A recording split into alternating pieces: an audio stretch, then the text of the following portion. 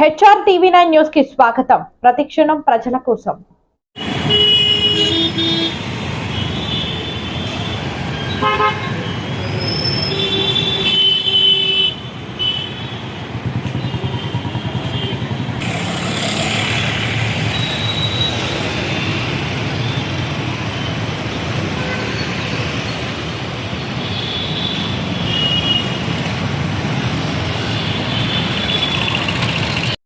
ఇట్లా ఫ్రేమ్ రాదు.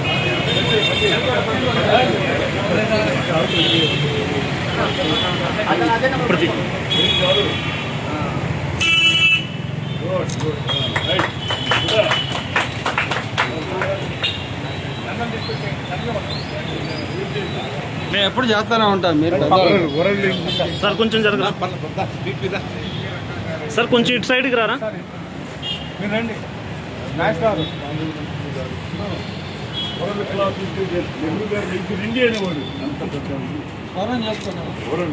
సార్ ఒక్కసారి కొంచెం అందరూ ఇటు జరగండి సార్, సైడ్కి జరగండి సార్. ఆయన ఫోటో చూడాలా, ఆయన ప్రోగ్రామ్ పాల్గొనాలా, ఓకే సార్ కొంచెం ఇటు జరగండి సార్, అందరు పడతారు.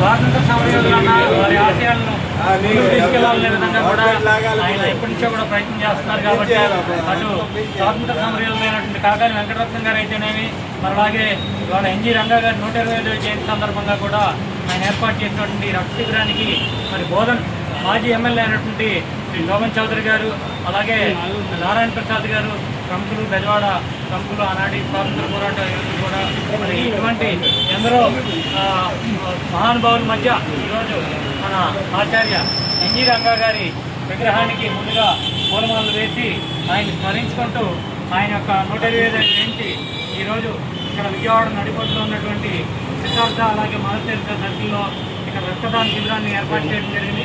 మరి యువకులందరూ కూడా పాల్గొని పెద్ద సంఖ్యలో దీన్ని విజయవంతం చేయాలని చెప్పి కోరుకుంటూ, ఆనాడు ఎలాగైతే నిస్వార్థంగా దేశ ప్రయోజనాల కోసం ఎన్జీ రంగా లాంటి నాయకులు ముందుకొచ్చారు, కాకాని వెంకటరత్నం గారు విజయవాడలో ప్రముఖులుగా ఎలా అయితే ఆయన యువకులకు సేవ చేశారో, మరి నేటి యువతరం కూడా దేశ భవిష్యత్తును దృష్టిలో పెట్టుకుని ముందుగా సమాజానికి సేవ చేయాలని చెప్పేసి కోరుకుంటూ ఆయనకి ఘనమైన నివాళులు అర్పిస్తున్నాం.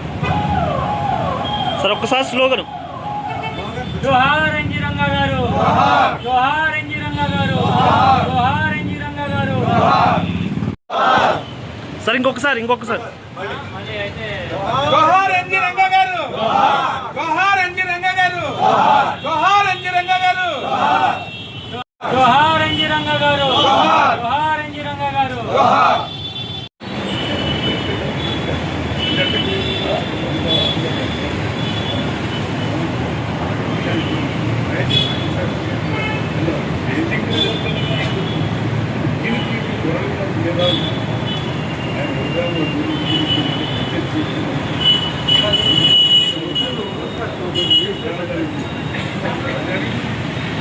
వీళ్ళందరూ కూడా నా బిడ్డ దేశభక్తులు, వీళ్ళందరూ కూడా ఆయన రూపాయలు లేకుండా మీరు చేస్తున్నారు. కొన్ని రోజులే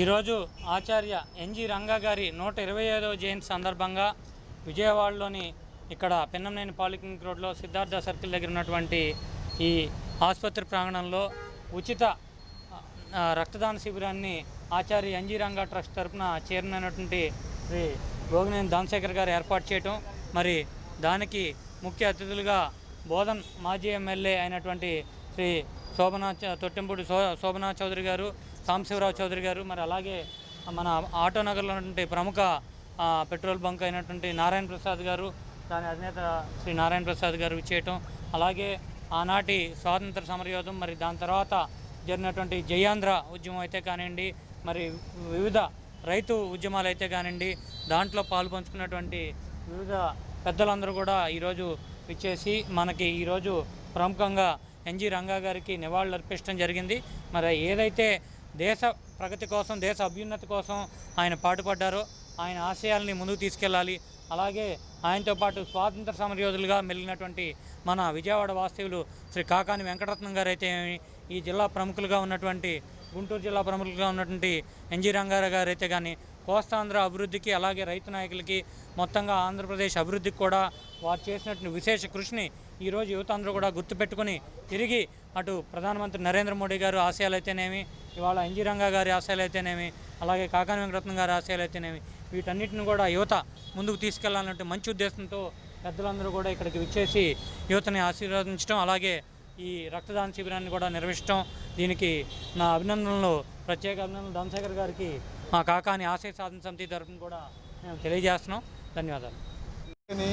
పార్లమెంట్లోనూ ప్రపంచంలోనూ అన్ని చోట్ల బహిరంగంగా మాట్లాడిన వ్యక్తి. ఉప ప్రధాని ఇస్తానన్నా కాదని తిరస్కరించిన వ్యక్తి. అలాంటి గొప్ప వ్యక్తి ఈ రోజున మీరు ఇంత గుర్తుపెట్టుకుని చేస్తున్నందుకు నాకు చాలా చాలా ఆనందంగా ఉంది. ఆయనతో ఉన్న చిన్ననాటి విషయాల్లో మా ఊరు వచ్చారు ఆయన. మా ఊరు ఎలమరి దగ్గర చిన్నపాటిపూడి. నా చిన్ననాటి వయసు 4-5 ఏళ్ళు ఉంటాయి. పెళ్ళికి ఆ రోజు మా ఊళ్ళో ఒక భూస్వామి ఇంట్లో పెళ్ళికి ఆయన పిలిస్తే వచ్చారు. వస్తే నన్ను చూడటానికి ముచ్చటగా ఉన్నానని ఒళ్ళో కూర్చుని ముద్దు బొగ్గ కొరికారండి. అవి కూడా నాకు గుర్తండి. అలాంటి వ్యక్తి నాకు ఈ రోజున మీరు అందరూ చేస్తుంటే నాకు ఇంకా ఎంతో ఆనందంగా ఉంది. మనం మర్చిపోలేని మహానుభావుడు ఆయన్ని గుర్తుపెట్టుకుని మీరు అందరూ చేసినందుకు ధన్యవాదాలు, అభినందనలు, అభివందనాలు. చిన్నప్పుడు ఇక్కడ ఉన్నాను, తర్వాత తెలంగాణ ఏరియా బోధన వెళ్ళాము. నేను బేసికల్గా ఉస్మాన్ యూనివర్సిటీ ఇంజనీర్ని, గోల్డ్ మెడలిస్ట్ని, షుగర్ ఫ్యాక్టరీలో చీఫ్ ఇంజనీర్ పనిచేస్తున్నాను.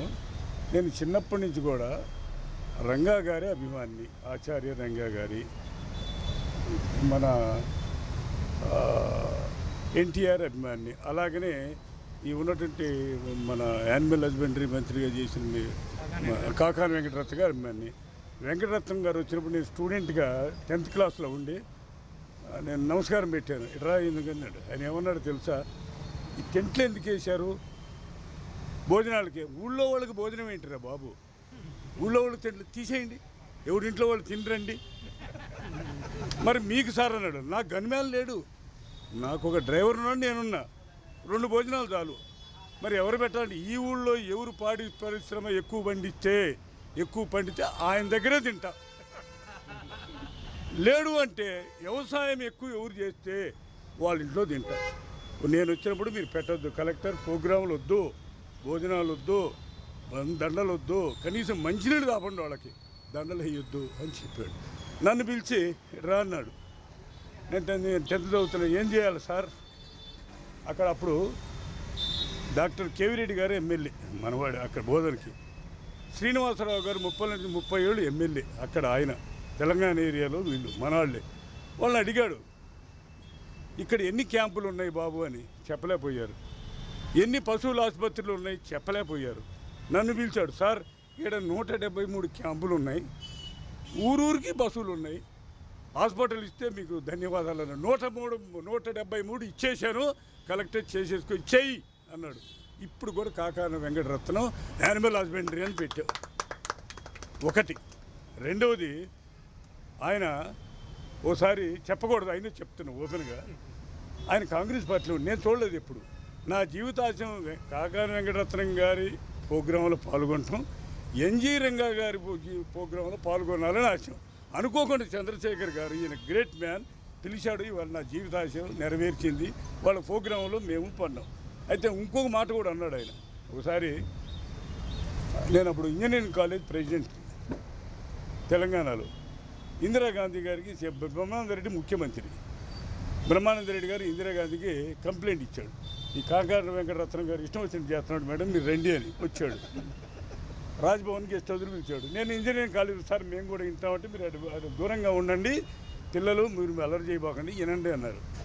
మేడం వచ్చింది. ఎవరు ఇందిరాగాంధీ గారు బ్రహ్మానంద రెడ్డి గారు ఏంటి మీ కంప్లైంట్ అని, ఆమెకి తెలుగు రాదు వీళ్ళకి హిందీ రాదు, ట్రాన్స్లేషన్ మధ్యలో మీ పోటోళ్ళు. అయితే మీరు అన్ని ఉద్యోగాలు పాలు పిండుకునే వాళ్ళకి వ్యవసాయం చేసే వాళ్ళకి ఇస్తారని నిజమేనా అని అడిగింది. అవునండి మీరు మేడం నిజమేను అని అన్నాడు. అది ఎందుకు ఇస్తున్నారు అని ఇందిరాగాంధీ హిందీలో అంది. చెప్పమంటారా?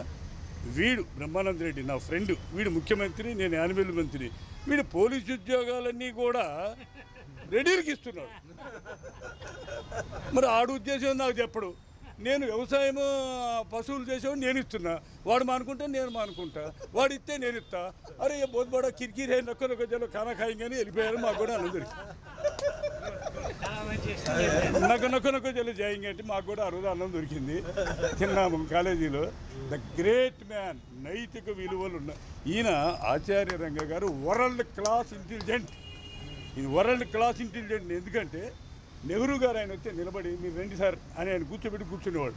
నాకు బాధ ఏంటో తెలుసా, ఆచార్య రంగ గారి యూనివర్సిటీ ఉంది అగ్రికల్చర్, తెలంగాణలో నేను పుట్టి పెరిగిన ఎడ్యుకేషన్లో ఉన్నా జైలుకి పోయినా కానీ ఆయన పేరు తీయటం చాలా తప్పు.